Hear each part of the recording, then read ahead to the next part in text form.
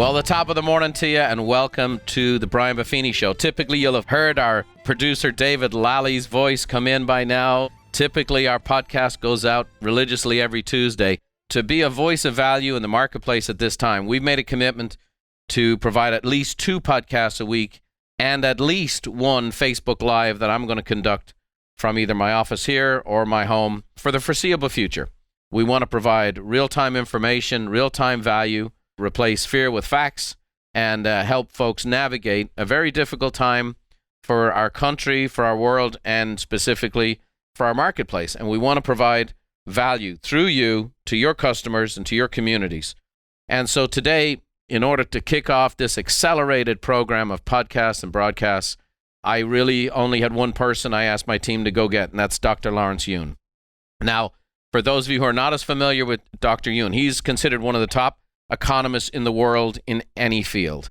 He just happens to be our guy in real estate, and he is the chief economist and senior vice president of research at the National Association of Realtors. You know, they are providing commentary on real estate market trends for its 1.4 million members, and a remarkable organization. Now, Lawrence is responsible for NAR's existing home stats, the affordability index, home buyers and home sellers profiles. If you've listened to me with any of our bold predictions, Lawrence is probably the person I quote more than any other as a source and resource of information. And so to have him live today is fantastic. Lawrence is very connected. He's involved in forecasting panels among the Blue Chip Council, the Wall Street Journal Forecasting Survey. He participates in the industrial economic discussion groups at the Joint Center for Housing Studies of Harvard University. And I can go on, and we could take up our whole time today giving you his resume. He's a very humble man, but a very brilliant guy. And if you've turned on any news outlets over the last couple of years and they want to talk about housing, Lawrence is often the voice and the face doing that. So, Lawrence, we got a chance to connect for a couple of days just 6 weeks ago and have some great meetings and plans for the future. But it seems like 6 weeks ago was a different lifetime ago. Welcome to the show. Brian, thanks for having me on the show. Yes, when President Trump gave his State of the Union address, right, listing up all the positive economic indicators, the record low unemployment rate, stock market just touching another new high, but quickly things have changed dramatically from this unforeseen event, essentially an economic quarantine that is put into effect. I'm here based in Washington, D.C., a couple of blocks from the U.S. Capitol. Right now, the senators are trying to come up with the stimulus plan to fight off this economic shutdown that's been happening. So big changes. It is big changes. It's a new world. But also, for me, we've faced many, many different crises in the past and as a country. And I think it's important. I've watched every press conference that the White House has held. And one of the things I find interesting, there's a lot of young people who are the reporters asking questions, and which is great and exciting and so on and so forth. But sometimes they don't have a broad breadth of perspective of the different crises we've been through many, many, many, many times before. And I just think it'd be good for us right now to roll up our sleeve. This is an unprecedented situation we're seeing, and it's affecting things in an unprecedented way. But I'd love to kind of dig in. We have many hundreds of thousands of people all over the United States and the world listening to us today. And I would like to kind of dive in a little bit and talk about what we're seeing and what we're witnessing. February 29th, the leap year day, America showed 279,000 new jobs. It was 100,000 more. We had record unemployment. The economy's super strong, a bunch of cash, all these things we mentioned. And now here we are less than 3 weeks later, and all heck done broke loose now, as they say. What are you seeing in regards to the data, in regards to what's happening and the changes you're seeing right now in the marketplace? So related to the home sales, one looks at what is actually reported. We certainly received a lot of data from the multiple listing surveys trying to compile. So as of February, housing market was solid. The home sales comfortably above 1 year ago. Home prices rising for 90 plus consecutive months on a year-over-year basis. Home prices, unlike the stock market, does not move in a quick one way or the other. Right. It tends to be much more stable. Back 12 years ago, when we had that great recession, housing market was not on a very solid fundamentals. We had overproduction. Builders were building way too many homes. today, builders have been underproducing. So we have been running into that housing shortage, inventory shortage, so completely different situation. And also, we don't have that easy subprime, goosey mortgages that was prevalent 12 years ago. So housing is on very solid ground, yet we are running into this economic quarantine, as I like to phrase it, that is shutting down the economy temporarily. Right. And obviously, that's going to have some impact in regards to jobs, and the trailing effect of that will be more influential in real estate. But as you said, I mean, we've been having some discussions and we're preparing to do some messaging ourselves. But the banking industry is in a completely different spot than it was going into the last recession. We know that the banks across the board, they've been asked to constantly have these annual stress tests and quarterly stress tests. They have much stronger balance sheets than they had going into this last recession. And I like to tell our staff here, when we went into the recession, our company experienced it earlier. It was January of 2007. And we came out of it and started to see light in January of 2013. We are already seeing in places like Korea and China, where the coronavirus is starting to get into a mitigated state, where their economies are already starting to come back. There's a lot of movie to play and a lot of story to play out here. But no matter what, this is going to be a shorter term situation than what we faced with the last recession. Would you agree? Absolutely. I mean, first, even if we were to face an economic recession, and when I say economic recession, one can be very technical to say 2 consecutive quarters of GDP decline. Right. But for most people, it's a situation when their neighbors lose jobs. They lose jobs, they will consider that a Great Depression. But the stimulus plan, that the bipartisan measure is that people who are losing jobs, you are looking at bartenders, flight attendants, hotel service workers. These are people who are hardworking people due to the effect that has nothing to do with, their work efforts or the economy of what it was before. And therefore, the stimulus plan is to say, look, if you are losing job, losing income as a result of a virus-impacted economic sector, you will be made whole from that. So as the stimulus plan provides the income, and just as you mentioned, like in South Korea, the virus situation is now calming down greatly. They are restarting their professional basketball league in South Korea. So if it is of short duration, one can anticipate quite a strong real estate rebound after, say, 1 or 2 months of somewhat of a lackluster activity. And actually, we have to remember we had that housing shortage going into this virus situation.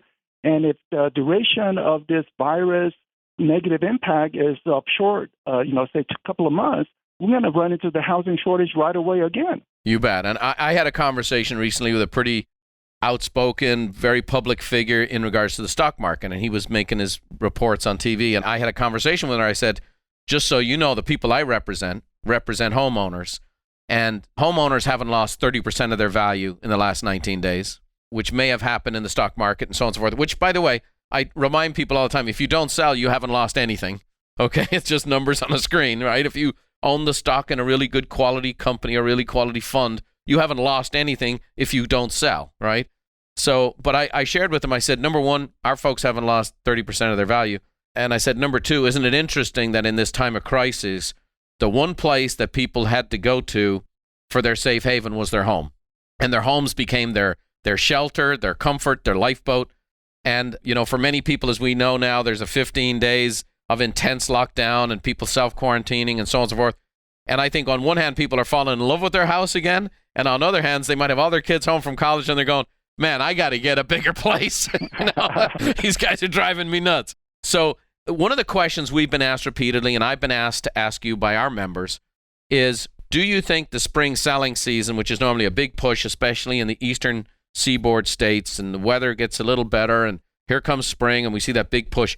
Do you think it's more likely that spring season is going to get pushed out into summer and late into fall, or is that season going to be gone, and we're going to see a precipitous drop-off in home sales this year? So it depends on the duration of the economic shutdown. If it is short, and it could be very, very short. I mean, people are working on the vaccine, people who are recovering from the coronavirus. Currently, about 80,000 people have recovered, while about 8,000 people sadly has died from the virus. But 80,000 people have recovered, and consequently, they are working on those recovery plasma situations. So if it is of short duration, it will be just a delayed spring buying season. So it could be in August, September, where we see that normal spring buying season occur because there's always a changes in family circumstances.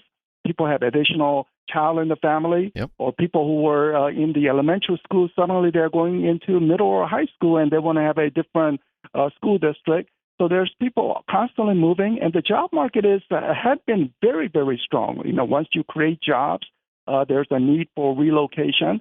So if it's a short duration coronavirus impact, then one will just see a very robust late summer going into fall home sales market. You bet. Obviously, it's almost impossible to project at this stage, right? Because you're having to analyze data, and data is a rearview mirror, and you have data through February which look like, hey, we're heading for a fantastic year. Everything's looking great, prices are good, and so on and so forth. It seems to me that as we get ready, there will be a pent-up demand. I mean, that seems to be obvious. In the other areas, it's not like, okay, I want to go back to the restaurants in June and I'm going to eat 5 meals a day. That's not going to happen. I plan to do a cruise in March. Boom, that's not happening. So there will be areas that obviously will see effect. There will be other areas of the economy that we will see probably longer-term unemployment and so on and so forth that take a while. But in the housing market specifically, it seems like because we were at the center of the storm so many years ago, we're in really good shape. It seems like the banks are in good shape. The actual fundamentals of supply and demand are very strong still. We've got a limited supply, and based on our population, it seems like the real estate business as a huge sector of the economy is actually poised to still perform pretty well. What say you to that? Absolutely. I mean, one looks at the early 1980s recession when unemployment rate climbed to 12%. What happened to real estate? Well, home prices were rising. Even throughout the recession, home prices were rising. One looks at the 1990s recession, home prices rose. Aftermath of that tragic September 11th event, economy went to a recession of short duration. Home prices increased. So people who held on to real estate, they did well even during this very difficult economic times. The only exception is really that the 2007, 2012 housing-induced recession because of that easy subprime mortgages and builders building over 2 million homes. Just to give you perspective, today we are barely building a little over 1 million homes. So that has been the case for almost a decade, and which is the reason why we have that inventory shortage, and builders simply cannot ramp up to 2 million even if they wanted to. So we are running into this housing shortage. Housing is on very solid ground if we were to go into a recession. Right. And what we've also seen in the past is when there were major economic downturns, many people feel the queasiness of how quickly the stock market can move. And people have said, I'm putting my money back into housing, even into rental properties or second homes and so on and so forth. It seems like right now, that's probably the logical thing again. Depending on your age and your risk tolerance, what percentage of your portfolio should be in stocks anyway is obviously is something to be discussed. But it seems like real estate is always going to be this safe haven where people are putting their investment. I would like to see, more homeowners participate in the wealth gain over the long haul. Maybe for 1 or 2 years, then the prices really do not rise all that much. Right. But right now, given the housing shortage, prices would rise. But one area, real estate investors, they're doing quite well. I mean, the rental income is coming in, even through this, if there's a downturn of some longer duration, the rental income will continue to come in as long as there's a stimulus plan to provide for lost income for those people who are impacted. And at least that's the intent of the White House along with Congress in passing the stimulus bill. So real estate investors are in very good shape. But I'd rather have homeowners participating rather than the real estate investors. For sure. And I also think, I was just listening to Larry Kudlow, who's the White House chief economic advisor, and he was saying, look, our currency is very strong and our credit is excellent and money is so cheap right now. At some point in time, deficits need to be addressed and so on and so forth. But right now, they have many options to continue to support the economy because credit is so cheap at a country level. We can borrow a lot, we can infuse a lot, we can direct a lot. In many ways, we're well set up for this crisis on a major level. I want to throw a couple of very tactical things in here that many of our constituents and members are asking. With the impact of the Fed cutting the rate to zero, how does that actually impact mortgage rates that'll be passed on to the consumer? Well, the headline news when the Fed cuts interest rates, so what they control directly is something called Fed funds rate. That is actually a guidance of what a bank borrowing rate from each other. Because, there's always a cash flow issues. You have to meet the payroll. You need to borrow money for 1 week and then repay.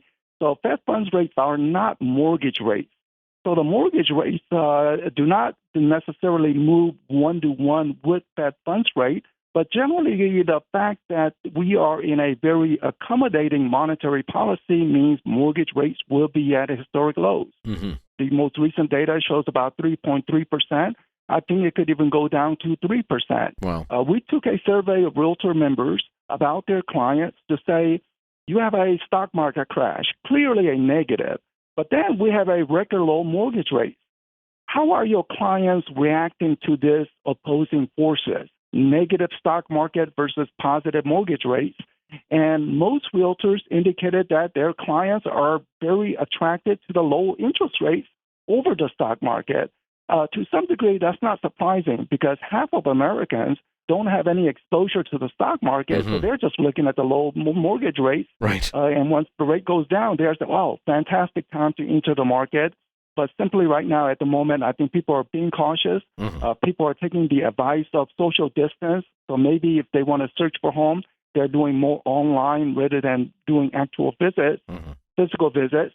But once the all-clear signal is addressed to say the virus situation is over, I think you're going to see a great, robust rebound in people searching for home. For sure. And we're hearing anecdotal stuff from our clients right now, which is, hey, we're getting multiple offers still on properties and things like that. However, in certain areas, Northern California, New York, they've shut down the government buildings that can record the deeds and so on and so forth. So they're having to deal with a lot of extensions or going back to the customers and saying, hey, can we file extensions and so on and so forth. There's some challenges like that in the short term. I know we've heard of appraisers not wanting to go into houses, some people not wanting to have their house on the market for a period of time. And I really feel like Dr. Burke and Dr. Fauci have been doing superb work. I watch these press conferences. I feel good. I like these folks are really on it. They've really pressed it down and say, can we, for 15 days, do this strong isolation, get the millennials acting like they're not free and clear, and get people not going to bars and not going to restaurants, stay at home, and that we can cut this curve down radically, then we don't overwhelm the medical system. And it seems like so many people are doing the right thing right now, and so many people are doing good things. It does have a chance of really working and forestalling this situation. If I can, Dr. Yoon, I would like to get your input here. We're giving advice to our members, the people that we're coaching. During 9/11, we encouraged our members. We said, call everyone in your database, write personal notes encouraging people in your database. And in those cases, we wanted to pop by and go visit people face to face. And we said, look, don't talk business. You're not talking real estate. Just be a word of encouragement, be a settling force. We just encouraged our folks to be a voice of value and just bring calmness and strength to your customers. And the byproduct of that, which we weren't expecting, is once people kind of settle down following 9/11, as you remember, 9/11, we were expecting a lot more attacks. We saw an increase in referrals for our members that was precipitous, 2 to 3 times what they ever received before. So we're encouraging people right now, be a voice of value. And maybe you don't pop by everyone in your database, but maybe if you could find a way to provide some resources to maybe some older folks and do it in a very sanitary way, leave it at their door, those kinds of things. We're also telling people to get trained. If you're stuck in and home, now is the time to up your professionalism. Get trained. We offer many of these great training programs to help people become more professional, more skilled. So at BuffiniCompany.com, we've facilitated now our training programs that used to have to be done in person are now able to be all done online. People can take these courses at home. Many brokerages are doing their training programs with us through Zoom, where they're getting people in their office through Zoom to do this live. And then the last thing we're telling people is be prepared that in 9 months of work to get 12 months of revenue. When this all shakes out, there's this pent-up demand. We want to get after it. We want to encourage people. You want all that stuff you've been doing to call people now. Then it's time, this pent-up demand, let's go get 12 months of revenue in the next 9 months and get 12 months of production in the next 9 months. So that's what we're sharing with our clients and the people we have. What do you think of that advice, and where would you fall in line with that? That's terrific advice, Brian. I think people need to be reminded to be resourceful. I mean, naturally, real estate business is highly entrepreneur. Mm-hmm.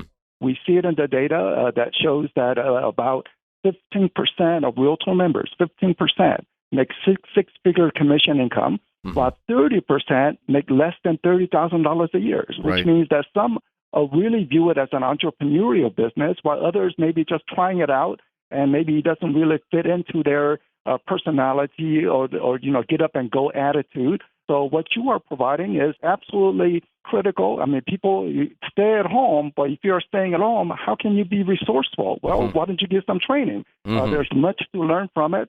So great advice. No, that's good stuff. Let me ask you, what advice do you have for our real estate community? We have tens of thousands, possibly hundreds of thousands of people in the real estate community and even some homeowners listening into this broadcast today. What advice do you have as the lead economist of our industry? For every decision of buying a home, that is a major expenditure, which requires careful decision. I think last year and early part of this year, some people had to make hurry decisions because of the multiple bid. So I like to see more home building activity come onto the market once we go past this crisis. But what it all means is that one has to position that the market will become to more balanced market condition. And when people ask me personally, would you buy in this environment? And here's the advice I would say. If I was fearful that my job could be at stake because of the potential economic downturn, I would pause. But if one feels that their job is secure, and many jobs are, people working in the healthcare industry, people working in education, so there are many jobs where jobs are very secure, take advantage of the record low mortgage rates, and also the fact that maybe there are less buyers out in the market during the crisis, which means there's less competition and better price negotiation potential. Yeah, no doubt. Well, I mean, we've done this. We've been prepared at Buffini and Company, and we've been telling our staff, we built up big financial reserves. We've taken all kinds of investments to be able to do work remotely and use all the different technologies to continue to provide all the services we currently provide for our members. They're out contacting their customers at a rate that they haven't even before. And, my advice to some of my own staff is like, hey, we're not going anywhere. You're not going anywhere. That house you were looking at in Carlsbad that was getting 15 offers, well, you might be the only drop of water right now, and you might be able to get a fair price and a fair deal and not have to overpay. So, but I do think it gets back to what is your profession? What is your situation? What is the glide path of the industry you serve? And like I said, if it is a time when you feel insecure about your job, insecure about your income, hit the pause button, and when all this clears, get back in the game. And there's still going to be a housing shortage. There's still going to be low interest rates, and buying a home is going to become an even bigger deal than ever before, because right now, the home is the only safe place that you have. You can clean your home, you can take care of your home, and people are being asked to take care of their homes. I listened to the president the other day, and he said, enjoy your living room. One thing that will lead to permanent change from this coronavirus situation is that I think there will be more people working at home, which means that many people will suddenly realize that their home does not have that office space that they really require. So we may actually begin to see more people wanting to search for different homes that fit them, their lifestyle a little better. That was going to be my question, is what do you think? Because there will be some changes societally that come out of this, and I think they'll be subtle. I mean, obviously we see the gig economy with people with Uber drivers and stuff like that. They're feeling some insecurity about their work, but we've been hearing about this work from home dynamic and this tsunami of work from home for a long time. We have 240 employees. We've had about 15% who've worked from home. Well, right now it's 90%. Now, I know full well when this crisis is over, a lot of these folks are going to be coming to me going, man, I'd like to keep working from home if I can. And I think a lot of people are experiencing that and seeing that, and I do believe that will be one of the effects. What other long-term changes do you see coming, as best you can, your crystal ball? What else do you see coming out of this once this is all settled down and we're back to some semblance of normalcy? The housing market has a huge potential for growth. We have had underproduction for a decade. Even if the builders ramp up, I mean, they're having trouble finding the skilled construction workers. I mean, that's another topic to address. America needs to get more people into vocational training rather than trying to send everyone into the four-year college. Yeah. But things like appraisals, home inspector, currently they do not want, but they're very elderly. I mean, their average age of appraisals, are in the 50s or even reaching 60s. So we need a young set of people going into the real estate to provide that pipeline. But we will see a steady and possibly a long-term growth in housing starts, meaning new home construction.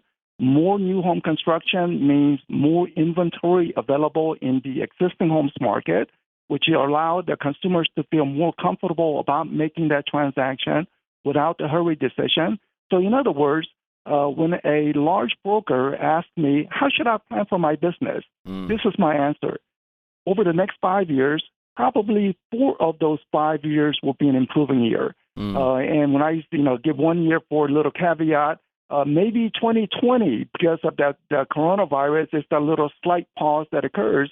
But people who are planning for the future, long term, in real estate, they will do well. Yes, and my wife has a phrase she reminds me of all the time: "This too shall pass." And you just mentioned something I think that's very important. At Buffini Company, we've been spending a lot of time working on our 5-year plan. And, when you have a bit of a longer-term perspective, it seems to take you out of the short-term panic. Now, there's things we need to be cautious about. We do need to be careful. We need to practice the social distancing and all the health issues we need. We're washing our hands and being careful and going to every length possible. But long-term, if we have a long-term perspective, I have a long-term perspective of the stock market. I got to be honest. I'll be candid with you. I've bought stock every week for the past 3 weeks, and I intend to buy more. Now, I'm positioned for that. I was planning on that, and I have positions in good companies that I'm taking bigger positions in. That's all I'm doing, because I'm looking at the stock market in 2025 and 2030 and not the stock market and where it's going to be in May. And so I just want to give that out because that's what I'm doing. And I prepared for that because of how hard we got hit with the previous recession. Somebody might be getting hit hard now. This will prepare you for the next one. And oh, by the way, they come pretty regularly. It's not the end of the world. Well, 1987, the biggest stock market crash that occurred before the prior one, people who purchased at that time, I mean, they're pretty much a millionaire now. Yeah. And even back in 2007, during at the depths of the subprime crisis, job losses, people who went in when everything was fearful of the stock market, they have come out very well, even accounting for the recent stock market correction. I mean, they're well ahead of that low points.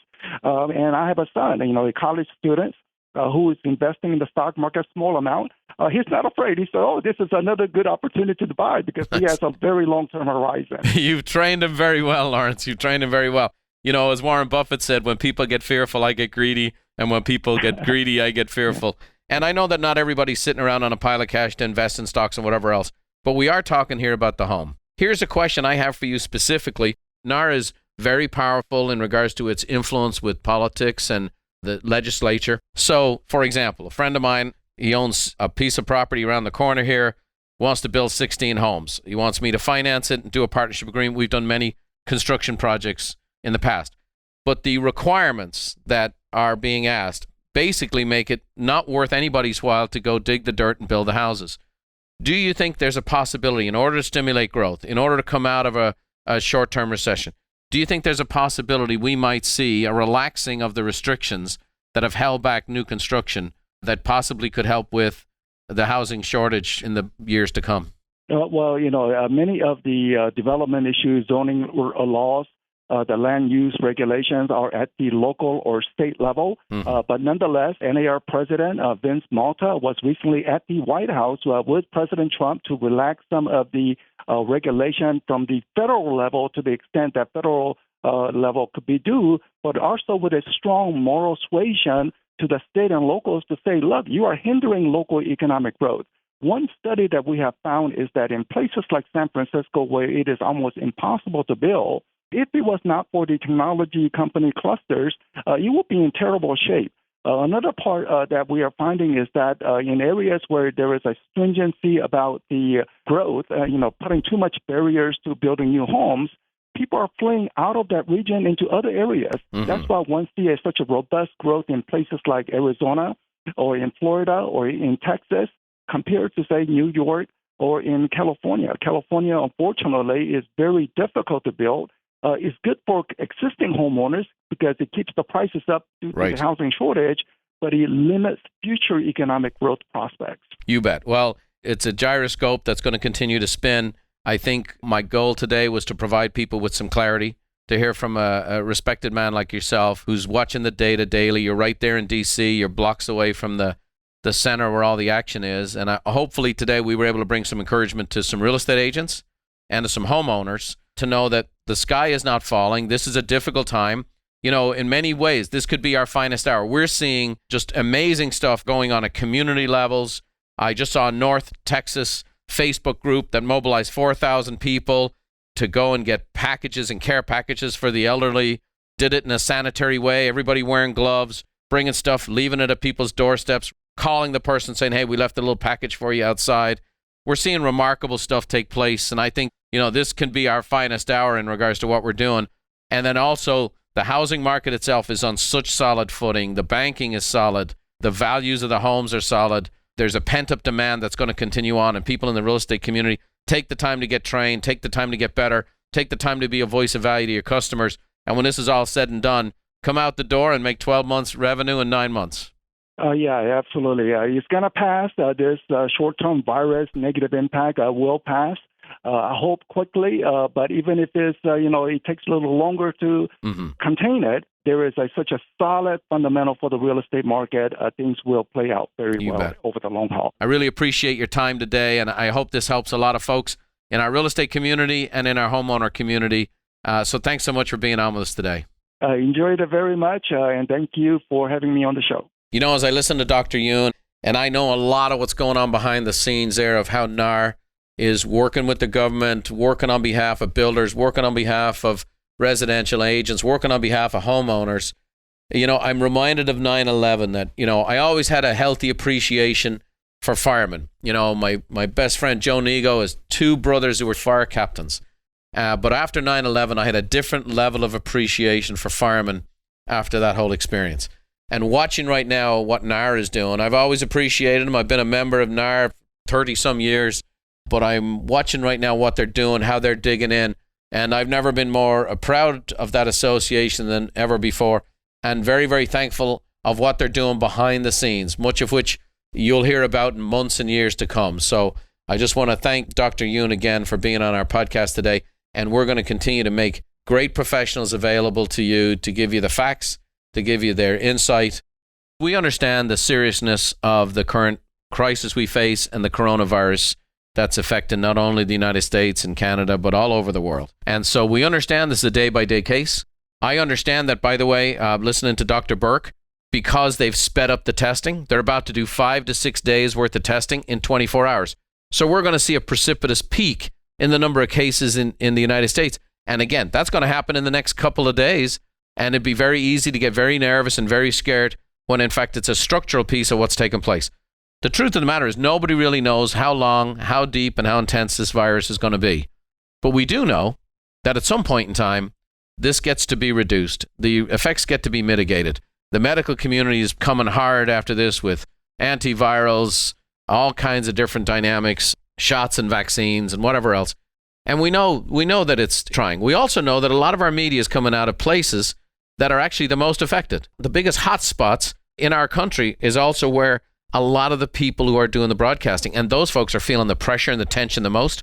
And I've been watching a lot of this stuff, and those folks have been spreading a lot of tension, and some of it absolutely well-meaning, some of it absolutely factual, but sometimes it's done in a spirit of a little more panicked, I think, than I care for. So I would just say this too shall pass. We're going to continue to be a voice of value. We encourage you to be a voice of value to your customers. For the most part, stay in your homes and call them. Call through your entire database. Write personal notes to everyone you've called. If you do a pop-by, bring a little gift, especially to someone who's maybe an elderly person that can't get out as much. Do it in the most sanitary way possible, please, or don't do it at all. And also, let's do this as a community. Let's make sure that we're practicing the social distancing, the cleanliness, the hand washing, and all the things we need to do to suspend the growth of the virus. If you're sitting at home and you haven't been trained in the pathway to mastery, I cannot imagine a better time to do this. So get in the game. And we've set it up now so you can take this training at home so that when you come out of this, you're ready to rock and roll. Get trained, get prepared, keep your mind good, keep putting the good stuff in while you also are taking sensible precautions and listening to the media and seeing what they have to say. But at the end of the day, let's make sure that we take a longer-term perspective to a short-term crisis. I want you all to stay safe. I want the road to rise up to meet you. I want the wind to be at your back. And I hope you know that in the midst of all of these challenges, that God has us all in the hollow of his hand. We'll be seeing you real soon. You'll be hearing from us a lot more. Tomorrow morning on March 20th at 10 o'clock Pacific Standard Time, I'm going to be doing a Facebook Live. Any questions you have, any feedback you have, I'll be doing a Facebook Live. We'll be doing at least one Facebook Live a week for the foreseeable future. We'll be doing at least 2 podcasts a week for the foreseeable future. Let us know. Send us emails. Send us messages on social media. We want to hear where your concerns are, where you're nervous, what we can do to help. And we're going to continue to provide great content to shore up your character, shore up your confidence, and shore up your business. Until next time, God bless. We'll talk to you soon.